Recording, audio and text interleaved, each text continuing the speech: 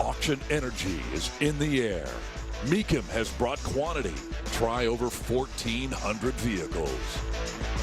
Meekum has promised quality. The best of the best are here.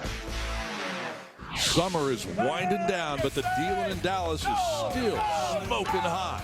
Hundreds of amazing collector vehicles gathered under one roof, all for the taking, if the money is right. You know you want to bet. When the hammer drops. It's half price. The Dealmaker and Company are ready to make your wildest driving dreams come true here in the Lone Star State.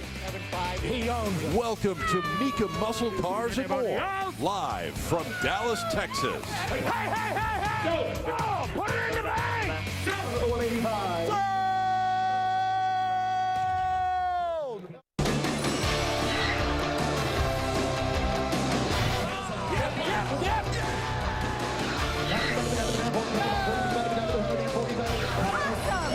Bring it over here!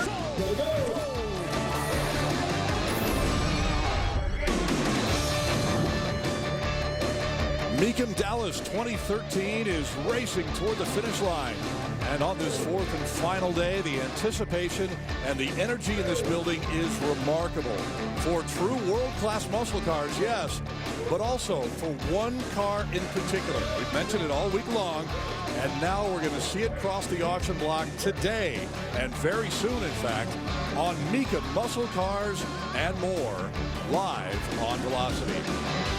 Well, hi again, everybody. I'm Scott Hoke with John Craman here, Bill Stevens, Stephen Cox as well. And the car that I'm speaking of, you just saw briefly, one of the holy grails of not just the collector car world, not just the Corvette world, but the collector car world in general. One of 20 1967 Corvette L88. It's a convertible. We're going to see it cross here shortly. Bill's going to have more on it in a moment. It's the headline car here, without a doubt.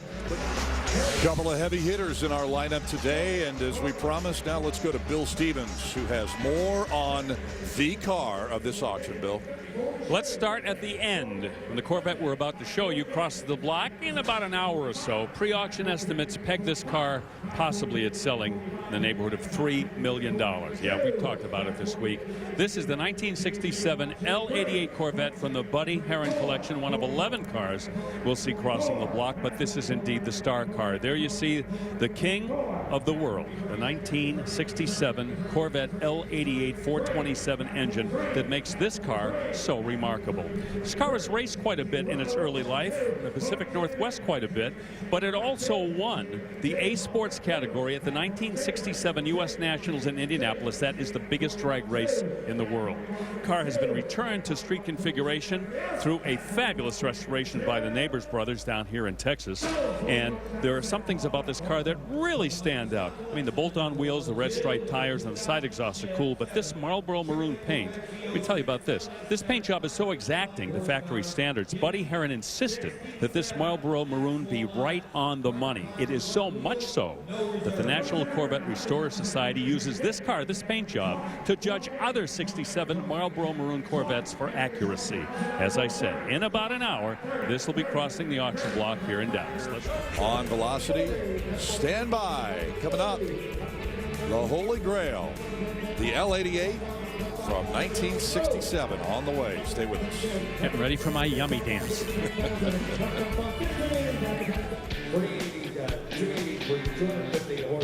We are back in Dallas here on Velocity as we continue with our Saturday, our final day here in Dallas. The Buddy Herin collection is underway. This collection that contains our prime time cars and the big car of the auction, which is coming up shortly. 1957 Bel Air Fuelie convertible high option car, multiple award-winning car. This is the first one of this collection. John, what a way to start. Scott, if you don't bring at least $100,000 to the table to buy one of the next 11 cars out of the Buddy Herin collection, you are not even going to be in the ballpark. 250 horsepower, 283. Look at the restoration on this. Oh, my. Power glide, automatic transmission, and listen to all the factory options. Power steering, power brakes, power windows, power seat. Combine that with the color combination, and that's why we're looking at six-figure plus. You know, we're in real danger of glazing over because every single car from these collections is just stupid good. That's what we were talking about. We were talking about at the beginning of the show. Every one of these cars would love to be the star car at any auction anywhere. Absolutely. So you really got to kind of make it a point to try to appreciate each one. All original body panels, by the way, on this one. You sure that's not all Bondo? All original body panels. Cut out your tongue. $135,000 in the books here in Dallas. Next up, one of only 43 airbox Corvettes produced in 1957. Bill previewed this one for us a couple days ago. The airbox fed the cold air to the engine and to the brakes in this particular car, J.K. It sure did, Scott, and that was big news because this was the era where the Corvette was really starting to get serious in the racing game, and boy, it sure did work. 283 cubic inch, 283 horsepower, Rochester fuel-injected 4-speed manual tranny. This one now got 411 gears in it, guys, but right out of the box it had 456s, Wonderbar radio, column-mounted tack. Check that out. It's amazing that these are still around, these airbox cars, because for a long time they're just old race cars that nobody wanted. And only 43 of them with the airbox feature makes them just phenomenally rare. And we're also well in excess of that six-figure mark, pushing 300 grand here now. Mark Delso asking for 300. Going to sell no matter what. You know, you really got to give the credit to Buddy Herin for having the foresight many, many years ago to identify what cars are really going to be significant, and he nailed it. These 11 are probably some of, if not the best examples in existence. What a treat. And, you know, a lot of times we see cars of this level bought and sold periodically. These cars have been in his collection for something in the order of 20 years or more. Right. So he's really hung on to them. And I think really, honestly, kind of sat back and enjoyed watching where the comparable values of these cars are going. He bought them at the right time. Yeah, no question. $290,000. That is our number one car, and how long it stays there? Well, not very long. We anticipate $290,000 for that airbox Corvette from 1957. We're a couple of cars away from the granddaddy of them all, the 1967 Corvette L88. Significant racing history, mainly in the northwestern part of the U.S., but also won the A Sports NHRA Championship in 1967 in Indianapolis. And it is coming up, one of only 20 L88s from 1967. Two cars behind the one that is on the block right now, which is no slouch by itself. It's a 1967 Camaro RS SS convertible, 396 power. This is the hot one, guys, in 1967. If you wanted the fastest Camaro out of its debut year, this is what you got. L78, 375 horsepower, 396, 4-speed manual transmission, power brakes, console gauges, butternut yellow, rally wheels with the red line tires, deluxe interior upgrade. This is as good as it gets for an SS convertible in 1967. I can't think of anything I would change on this car at all, Bill. Perfect. Unbelievable. Color, powertrain, red line tires, rally wheels, just hits every button. You could change the license plate from a Texas plate to your home state, J.K. Well, I'll tell you, at sub $60,000 buy, I'm really surprised on this one. Yeah. Really surprised. $60 grand. Had a question on Twitter yesterday, I think, about the RSSS configuration, and certainly Rally Sport and Super Sport. The Rally Sport, more of a cosmetic package. The Super Sport performance package on the other end of the spectrum. And you could have them both together, as this one is. Selling for $62,000. Logan Schmidt, all smiles, everybody with a thumbs up, as well they should. I'm a little surprised on that one.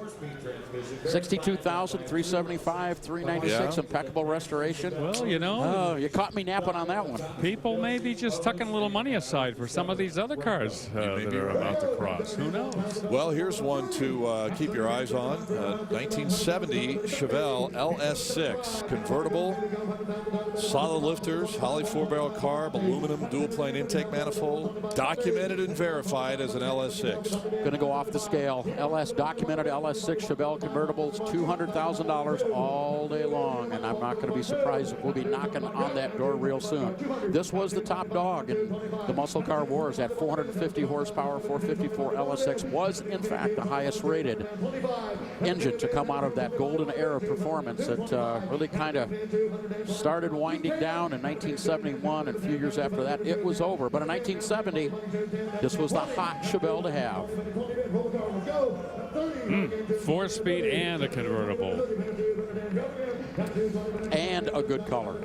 You know, we had a couple of these. We had a couple of these yesterday, JK. We talked about them off the air. These LS, some of them were believed to be LS6s, and there's a fair chance that they could have been. But rock solid documentation is what makes the difference between a $30, $40, $50, $60,000 car and one for $240. You're exactly right, Scott. And it may surprise viewers that there's no way to document these cars unless you've got original paperwork. Right. The trim tag and the vehicle serial number, the VIN, will not provide any of that information. It's pretty bizarre, but true. There's a one that's coming up a bit later on, and the seller's straight up front about it and says, you know what, I don't have the protector plate, I don't have the build sheet, but we think it's an LS6. Yeah, my brother-in-law can get them paperwork if they need it.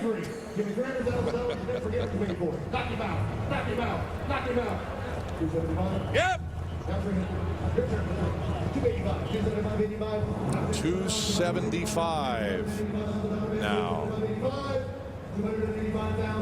as the L88 rolls into position. You can hear it in the background, and this LS6 sells for $275,000, our number 2 car for the moment, and perhaps about to be bumped to the 3rd spot in the next 5 to 10 minutes or less because of the car that you see on your screen.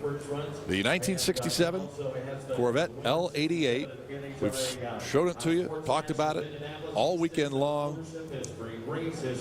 Maybe the only 67 L88 that still has its original body panels, and that's remarkable for a car that was raced and raced well. And at the wheel of this car is the owner of this car in the collection, Buddy Herin and his wife Nova, alongside as we begin the bidding here, guys. And we're going to ratchet it up. My goodness, are we going to hit it? We're over $1 million, and we haven't even gotten it on the screen yet. We're at $2 million.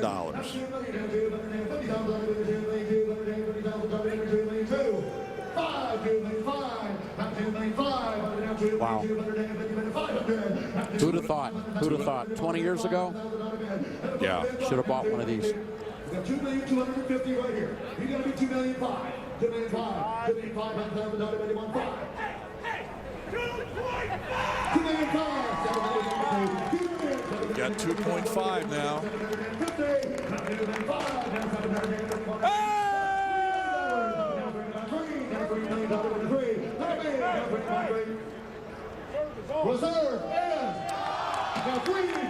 Reserves off, guys. Gonna sell this car.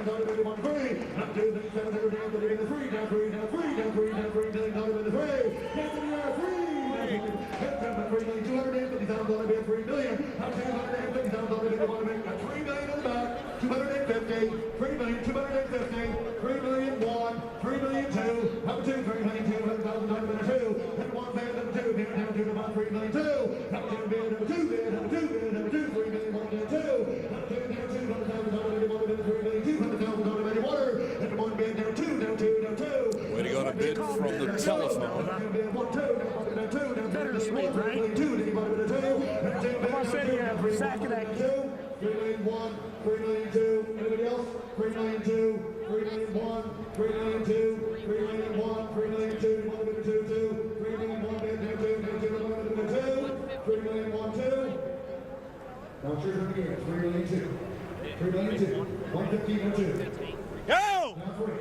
Now he's got 3.15 and now 3.2 in the house. Remember I talked yesterday about you can tell how much a guy wants a car by how quickly he will jump on the bid after another bid's been put out there.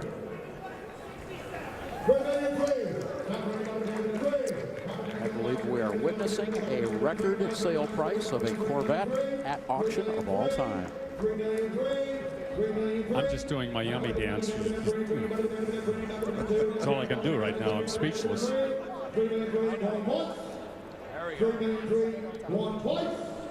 Last and final call, 3,000,002, 3,000,003, 3,000,003, 3,000,003, 3,000,002, 3, yes or no, 3,000,003, 3,000,002, now 3, 4, now 2 bid, now 3, now 3, now 2, now 3, now 2, now 3.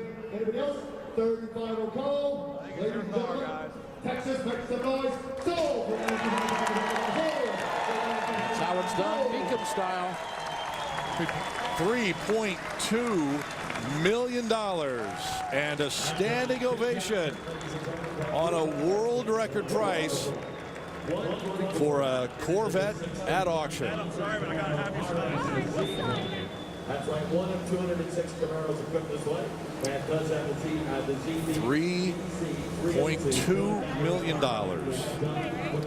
Oh my good! I've still got goosebumps. Oh yeah. You still doing your yummy dance? I can't stop. I'm out of control. And you know what? That could have a ripple effect in the L88 market. You know, you're exactly right. And I talked with a guy who has an L88, a couple of other Corvettes too, and he said he was watching this car very closely, Yep. hoping that it would sell because of what you just said.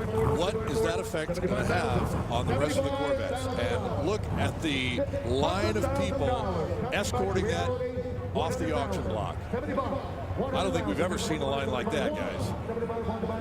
Well, deservedly so. They know they're looking at a very historical Corvette. This Dallas Convention Center has 1 million square feet of convention space, and it's jammed with cars and people today. Awesome. Well, when that car turned the corner, we couldn't even see it anymore. My goodness, 3.2 million. I don't even need to tell you that's our #1 car of the day. Next car up, just a $75,000 bid on a '69 RS Z28. Yeah, bring in the sandwich meat now. All right. Impeccably restored. Look how beautiful that cross ramp dual quad intake manifold looks. It's got headers added onto it. Bone stock presentation under the hood. Love that low profile cross ramp air cleaner as well with the chrome lid. It's a car that Bill showed us yesterday. Black car with the houndstooth with the RS package, which is an appearance package. Very extremely high option car, but the big news, JL8 factory installed 4-wheel disc brake option. Turns this from a $50,000 car to a 6-figure car every time. Yeah. Was either the tuxedo black or that beautiful yellow that they had in '69 on these C28s that just knocked them out of the park. One of those two, and it's hard to beat this one. We had a beautiful look at that deluxe interior. Includes the houndstooth inserts and that beautiful wood grain on the dashboard. Pushing 300 horsepower. Up to 110, or now 115. You know if that had the rosewood steering wheel too? It does. I can see it from here. It does. Yeah.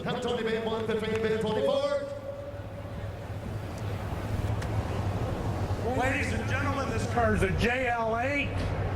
It's got the dual carb setup. It's got the rear sway bar. It's very, very, what else is on it, buddy? Dana Meekum going back there. It's got the black deluxe houndstooth interior. The black houndstooth interior. It was all the carburation, all that stuff is original stuff. It's not the reproduction. Yeah. Buddy wants you to know that everything on that car is original. It's not reproduction. The carb setup and everything. And that, of course, significant. to know. And those JL8 brakes we were talking about, John, incredibly desirable. And I mentioned this yesterday. Go try to find them. They're out there somewhere, but they're going to cost you a pretty penny just for the brake setup. Well, yeah, you're exactly right, Scott. But when they're factory installed and you've got documentation to back it up, that's what adds the value to these cars. And the reserve comes off at 115K.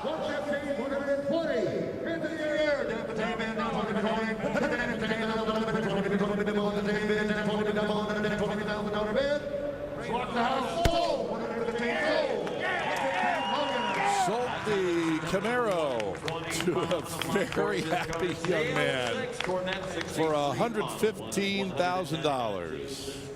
That is so cool. So we will take a break. More of this Buddy Herin collection coming back, including that red ZL1 from 1969 on a Camaro, and also a Z16 coming up. Stick around. We are back live in Dallas. Our first hour is just about complete, and it has already been a record-breaking hour with that Corvette L88 from '67 gabbling for $3.2 million. Jump in on the conversation on Twitter. There you can follow us at those handles. You can also hashtag Mika to join in the conversation. And if you want to get even more about the program on Velocity, easy to do that. Head to velocity.com. You can find it all right there. This Corvette Big Break Fuelie from 1962 just sold for $150,000, JK. Wow, one of the nicest 62 Corvettes on the planet, Scott. 4,901 original documented miles. It's won every award you can get. It's got every option except big tank, the fuel tank, and power windows. Wow. All right, here we go with another one of our heavy hitters. Again, this car would love to be the main attraction at any other auction, and if it weren't for that L88, it might be. 200 grand already on the ZL1 all aluminum red 69 Camaro, JK. Yep, take a look at that engine, guys. When you say all aluminum, we're not kidding. Aluminum intake manifold, aluminum heads, and aluminum block. Shares very much the same architecture internally as the famed L88, except the L88 did have a cast iron block. The ZL1 went up a notch, all aluminum. 69 of these were built, and this one is sequence number 62 in 1969. $500,000 right now. How off the chart was that all aluminum ZL1 when it hit the street in '69? Really primarily intended for NHRA drag racing use, although I'm sure some people did operate them on the street, but I think the bulk of these cars built saw drag racing duty in the early days. Exactly right. Even though, Chevy for a long time instituted a racing ban, if you will. Some of the most outrageous high-performance engines and go-fast parts came from General Motors during the 1960s, and the ZL1, I would have to tell you, would be the cream of the crop in terms of big block engines for anybody going to the quarter mile back then. That was part of the thinking behind the L88 at the time, too, by Argus Duntov. He thought, we got to find a way around this, so they're out there putting out almost 600 horsepower 427s. They're rating them at 430, so you're right. They had to cover up everything they did. Stock ZL1s were hitting almost 550 on the dyno back in the day. They weighed about the same as a stock 350 small block. That's incredible. Thanks to aluminum, you bet. Yeah, absolutely. Cool thing about this one, sold to a guy named Johnny Tripp in July of 1969 on his birthday. Happy birthday, Johnny Tripp. $530,000 later, it's in the books here in Dallas. And we move on to a 1970 Chevelle SS 454 big block, John. 360 horse. That's the LS5. 4-speed transmission. Lots of options on this. Air conditioning.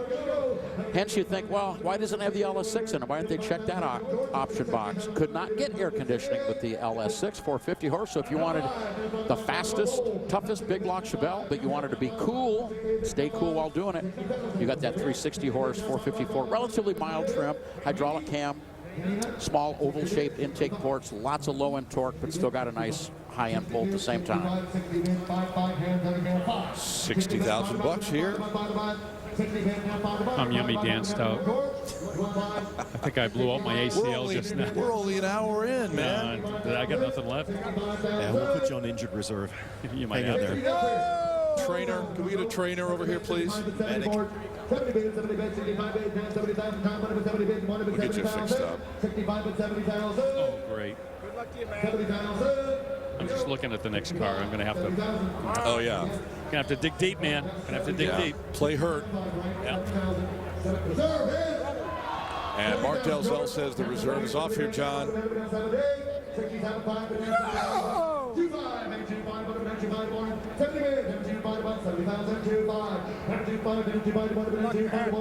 Wow, that's fat money, huh? Cornell S5. High option, factory air, 4-speed, great color. I don't think it's too far off the mark. I think this car, the quality of the car, it's a lot of money for an LS5. But if one was going to bring it, it would be this one. Right. I'd say that's convertible money most of the time, but Yeah, good point. it's worth it. That's for sure. post L88 money. That's what that is. Yeah, good point. It's flowing like a river here now, Scott. Yeah, it is. 72.5 for that. And we will see what happens to the car that Bill was talking about just a second ago next, because it is the first of 2 Chevelle Z16s that we're going to see today. One of only 3 known to exist factory black Z16, John. This is a car that very few casual muscle car enthusiasts even know about. Hardcore guys do. Chevy needed to say, we need more power. So what they did to compete with the GTO and the other muscle cars that were starting to come out. So in 65, they took their 396, they rated at 375 horsepower. They backed it up with a 4-speed transmission only. Came out late in the production year. Called it the Z16, and it's a legend today. $175,000, no surprise at all. Normally we see these in red. In fact, the other one we'll be back coming up later is red. Yeah. And it really looks great in black. By the way, those hubcaps and those gold striped tires would have been correct and authentic back in 1965. I love this car so much, I'm going to let those hubcaps go. Those are those hubcaps that I feel are just not very beautiful. But on this car, I'm okay. I like them. I know. Boy, you're right. Black, huh? Black on black? Yeah. Yeah, super. $200,000 for the first of a couple of Z16s across the block here. And that one is on to a new collection today. And our final vehicle in the Buddy Herin collection today is this one, a 1965 Pontiac GTO convertible. Of course, the second year for the GTO. Out of the 11 cars that we've seen here today for the Buddy Herin collection, I believe this is the only non-Chevrolet, but it's still within the GM family. 389 tri-power, that's 360 horsepower, 389 cubic inches, 3 Rochester 2-barrel carburetors. It's got air conditioning, a 355 posi, and hey, check this out. It's been upgraded to a 5-speed manual transmission, replacing the original 4-speed. I like that. Saw a couple of Chevys with, or rather Pontiacs, with the Night Watch Blue, and I saw them at a car show that was held around Thanksgiving, and it was a very dreary, cloudy day a year and a half ago. And the Night Watch Blue just kind of disappeared. It's a sunlight color. You get it out under the lights like we have right here, and it just pops. It just comes to life, and I think it's especially beautiful with that parchment interior. Yep. Wheel and tire combination is classic and considered top of the line in 65. Redline tires and those aftermarket Hurst wheels that came out aftermarket in 1965 as well. 75 grand, and it is sold. Now that is my blue. Oh, you're right, Stephen. Under the lights, that certainly does light up.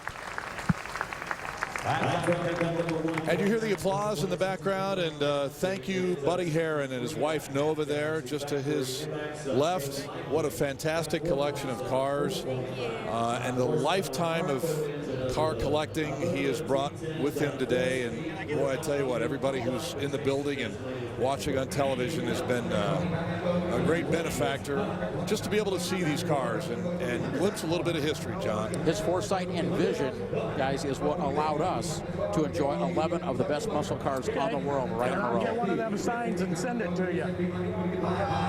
Well done, Buddy Herin. Go get Public address. I'd like to make a quick announcement. The Herin family has been very generous, and they're making some donations. They're donating $10,000 to the CC Metro Ministries, $20,000 to the Progeria Research Foundation, $50,000 for Clarity Child Guidance Center in San Antonio, and $20,000 for Triumph Over Kids Cancer. I'm very, very thankful for Buddy and Nova. It's a wonderful thing. That's something we should all think of when you have a good day. Give back a little bit. I'm very, very proud to have met Buddy and Nova. They're great people. Thank you very much. That's right. Once again, a standing ovation for the crowd here in Dallas. It was up in Illinois, and I knew it was a real valuable car. I mean, this was a long, long time ago. So I spent 6 months trying to get the guy to sell it to me. And we're going to ratchet it up. My goodness, are we going to hit it? We're over $1 million, and we haven't even gotten it on the screen yet. We're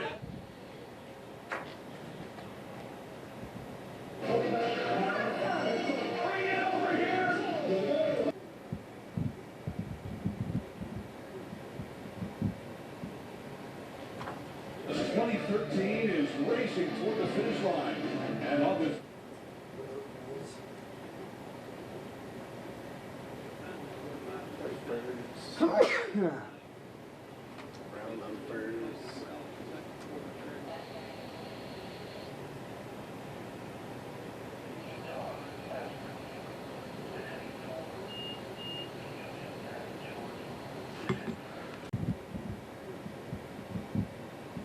Hoping that it would sell because of what you just said.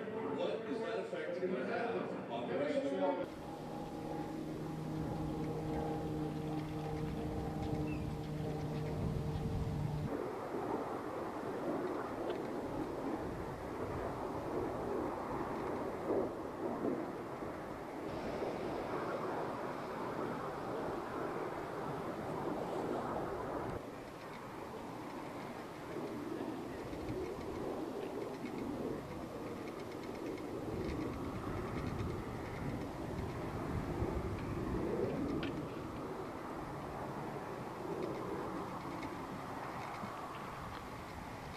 We had not got to even put very many hours in it after working on it for like 3 years.